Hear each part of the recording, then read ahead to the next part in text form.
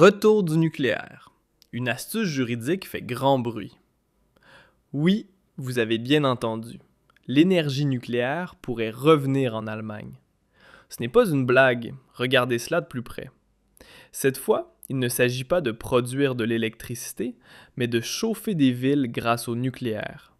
Une entreprise a découvert une faille dans la loi sur la sortie du nucléaire et compte bien l'exploiter. Derrière ce projet se trouvent des gestionnaires de centrales allemands qui, avec le soutien de partenaires venus d'Estonie, veulent construire de nouveaux réacteurs en Allemagne, non pas pour produire de l'électricité, mais pour alimenter les réseaux de chauffage urbain. Un détail que le gouvernement n'avait tout simplement pas prévu dans la législation. Et si cela se concrétise, les conséquences pourraient être énormes. Dans le meilleur des cas, cela pourrait même nous sortir d'une impasse énergétique. Mais, comme souvent, il reste la possibilité que la politique bloque le projet. On parle ici d'une centrale de chauffage nucléaire souterraine basée sur un petit réacteur modulaire. Retour du nucléaire. Une astuce juridique fait grand bruit. Oui, vous avez bien entendu. L'énergie nucléaire pourrait revenir en Allemagne. Ce n'est pas une blague, regardez cela de plus près. Cette fois, il ne s'agit pas de produire de l'électricité, mais de chauffer des villes grâce au nucléaire.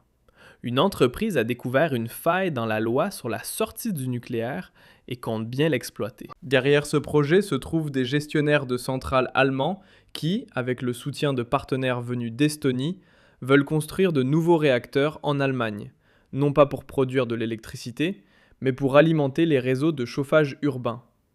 Un détail que le gouvernement n'avait tout simplement pas prévu dans la législation. Et si cela se concrétise, les conséquences pourraient être énormes. Dans le meilleur des cas, cela pourrait même nous sortir d'une impasse énergétique. Mais, comme souvent, il reste la possibilité que la politique bloque le projet.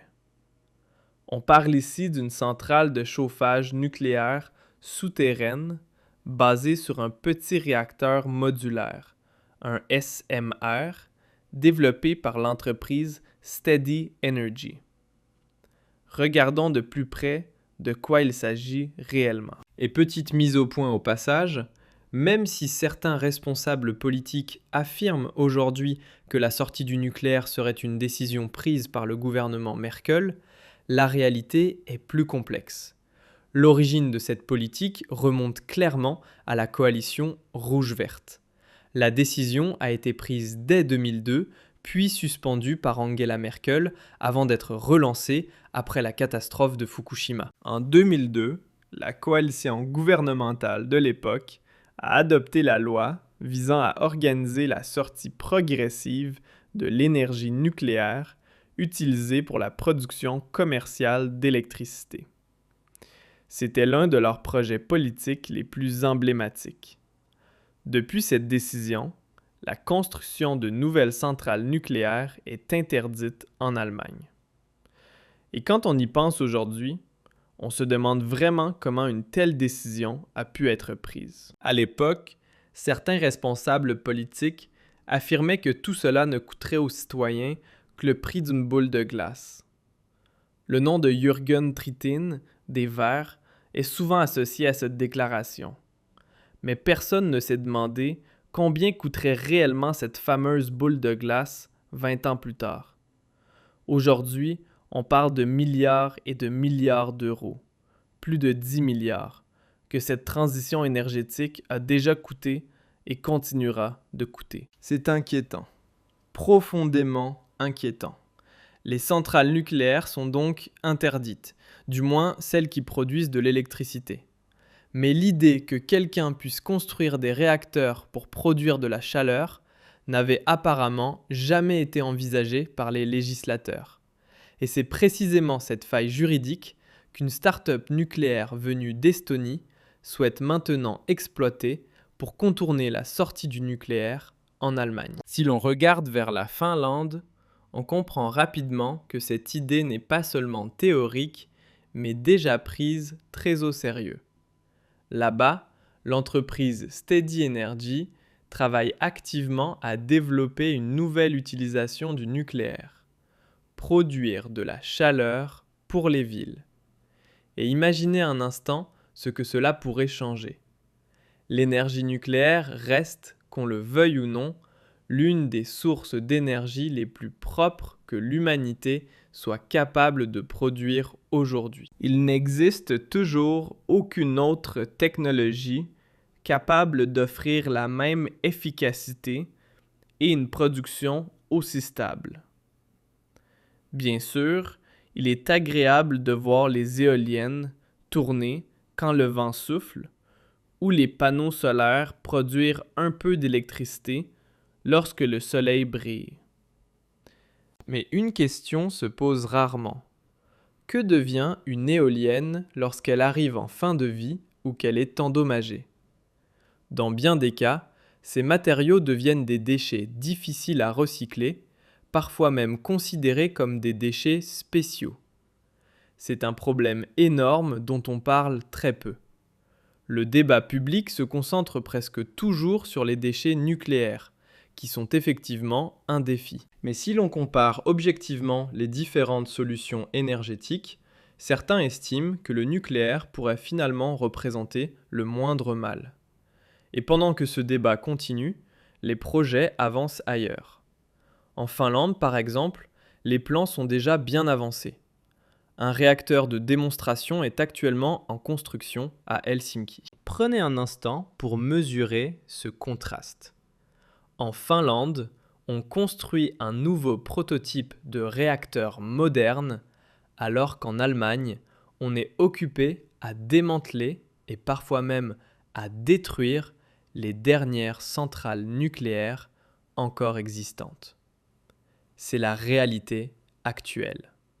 Pourtant, les choses pourraient être différentes. Avec une équipe de plus de 55 spécialistes et un capital de départ d'environ 45 millions d'euros, Steady Energy prévoit de mettre en service ses premières installations commerciales d'ici 2030. L'entreprise a déjà signé des accords de coopération avec plusieurs compagnies municipales d'énergie en Finlande, dont celle d'Helsinki, afin d'alimenter en chaleur des zones urbaines entières. Et si ce système fonctionne réellement comme prévu, cela pourrait représenter une solution énergétique particulièrement efficace pour les grandes villes. Mais comment tout cela fonctionne-t-il concrètement ? Jetons un coup d'œil à la technologie qui se cache derrière ce projet.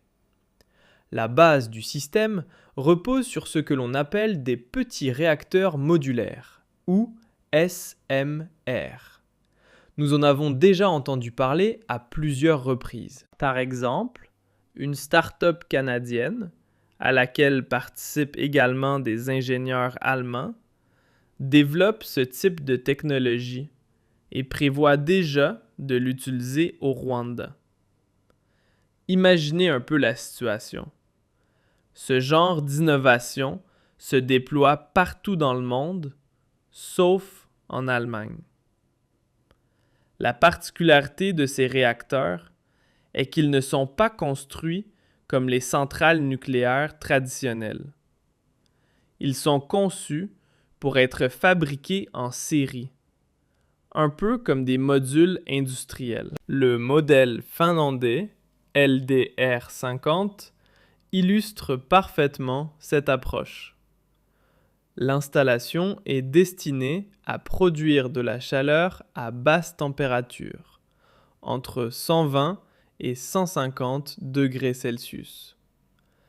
Et comme il n'est pas nécessaire de transformer cette chaleur en électricité, le système évite les pertes liées à cette conversion et peut atteindre une efficacité énergétique proche de 100%. C'est justement l'absence de cette étape intermédiaire qui rend l'ensemble particulièrement efficace. Dans la pratique, le réacteur fonctionne un peu comme un immense chauffe-eau intégré au réseau de chauffage urbain. Il chauffe de l'eau à basse pression afin d'alimenter en chaleur des quartiers entiers. la chaleur produite étant directement injectée dans les canalisations existantes de la ville. Grâce à sa conception compacte et à sa faible hauteur, le réacteur peut être construit sous terre, ce qui offre une protection supplémentaire contre des événements extérieurs, comme par exemple un crash d'avion. Et dans un pays comme l'Allemagne, on pense aussi forcément à la question des actes malveillants ou des attaques, contre lesquels ce type d'installation offrirait également une protection importante. En cas de problème technique, le système est conçu pour s'arrêter automatiquement. Le refroidissement fonctionne uniquement grâce à la circulation naturelle de la chaleur, ce que l'on appelle la convection naturelle, sans besoin d'alimentation électrique externe ni de pompe. Et quand on se penche sur ces détails techniques, on comprend pourquoi certains trouvent cette technologie particulièrement impressionnante. Plus on découvre d'informations, plus l'idée semble séduisante. Un seul réacteur pourrait, selon les estimations, fournir de la chaleur à jusqu'à 20 000 foyers. L'objectif affiché est d'atteindre un coût d'environ 15 € par mégawattheure. Juste une petite remarque au passage. Si vous voulez que ce genre de sujet continue d'être discuté et reste visible, pensez à vous abonner, à activer la cloche et à partager votre avis dans les commentaires. Car lorsqu'on compare ces chiffres avec la réalité actuelle en Allemagne, l'écart est énorme. Le chauffage urbain y coûte souvent plus de 100 € par mégawattheure. Et avec la politique climatique et énergétique actuelle, beaucoup s'attendent à ce que ces prix continuent d'augmenter dans les années à venir. D'une certaine manière, c'est presque la conséquence logique. Lorsque la politique intervient fortement dans le marché, le produit devient souvent artificiellement plus cher. Voilà la réalité. Et pour beaucoup, cela ressemble à un véritable fiasco que l'on présente aux citoyens comme une nécessité inévitable, comme si aucune autre option n'existait. La grande question est maintenant la suivante. Verra-t-on un jour ce type de technologie sur le sol allemand? Ou la politique va-t-elle modifier encore la loi pour fermer cette faille juridique? Va-t-on simplement déclarer que ce type d'innovation est inacceptable et l'interdire? Par moments, on a presque l'impression de vivre dans un monde absurde. Autour de l'Allemagne, de nouveaux projets nucléaires apparaissent pourtant partout. En Pologne, par exemple, des centrales sont en préparation. En France, des mini-réacteurs sont envisagés. En République tchèque, le nucléaire est en expansion. Pendant que ces pays avancent, l'Allemagne semble prendre une direction totalement différente. À l'échelle mondiale, les investissements dans la recherche nucléaire continuent d'augmenter et de nouvelles technologies sont développées. Et en Allemagne, on ferme les centrales. Voilà la réalité. Et ce qui est encore plus surprenant, c'est que l'on ne se contente pas de les arrêter pour les garder éventuellement en réserve. On ne dit pas « gardons-les comme solution de secours pendant que nous réfléchissons à l'avenir ». Non, on les démonte, on les détruit complètement. Des infrastructures entières sont démantelées. Mais pourquoi? Beaucoup estiment que ce n'est pas nécessaire. Certains pensent qu'il serait encore possible de changer de direction aujourd'hui, si le gouvernement avait la volonté politique de reconnaître l'importance de cette source d'énergie et d'admettre que l'on ne peut pas simplement s'en passer du jour au lendemain. Selon eux, ce serait une décision plus pragmatique et plus raisonnable. C'est pour cette raison que je crains aussi une chose. Si ce projet de start-up venu d'Estonie, actuellement en développement en Finlande, s'avère réellement un succès, il est fort possible que l'Allemagne n'en profite même pas. Tout simplement parce que ce serait une solution efficace et surtout une énergie moins chère. Et cela, certains semblent ne pas vouloir l'entendre. Mais dites-moi ce que vous en pensez. Partagez votre avis dans les commentaires et n'hésitez pas à vous abonner. À la prochaine. Ciao. Mais revenons à la question fondamentale. Pourquoi l'Allemagne semble-t-elle incapable de se libérer de certaines contraintes idéologiques ? Il suffit d'observer la situation actuelle.